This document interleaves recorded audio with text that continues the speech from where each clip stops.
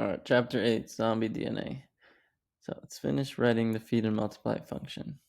The formula for calculating a new zombie's DNA is simple. The average between the feeding zombie's DNA and the target's DNA. For example, if this is the zombie DNA and this is the target DNA, we just take the average by adding them and dividing by 2.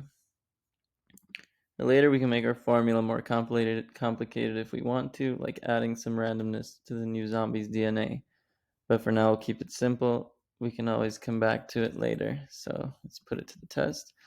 First, we need to make sure that the target DNA isn't longer than 16 digits. And to do this, we can set target DNA equal to target DNA mod DNA modulus to only take the last 16 digits.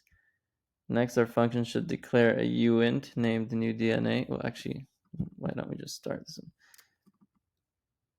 Let's make sure the target DNA is on to this. We can set target DNA is equal to target mod modulus. And these find in this Solidity file right here. It's right there. So that should do it for part 1. And then next, our function should declare a uint named new DNA. Set equal to the average of my zombie's DNA and target DNA as in the example above. So do that, we add them divided by 2.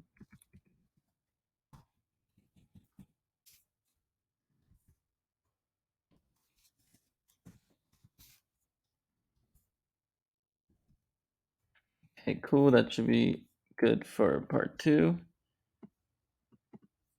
Now you can access the properties of my zombie using that name. I'm not showing that name.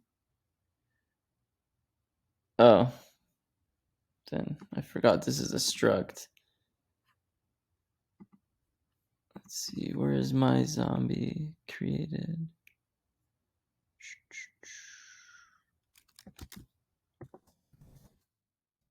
Oh yeah. So it's a zombie. So if we want to take my zombie's DNA, we actually go .dna.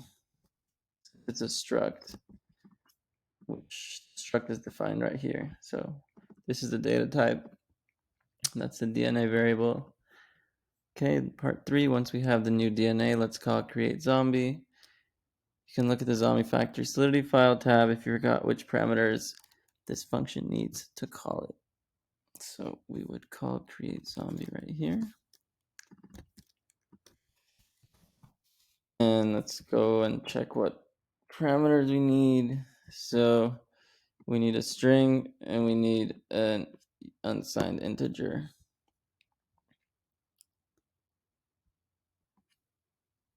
That if it requires a name. So let's set our new zombie's name to no name.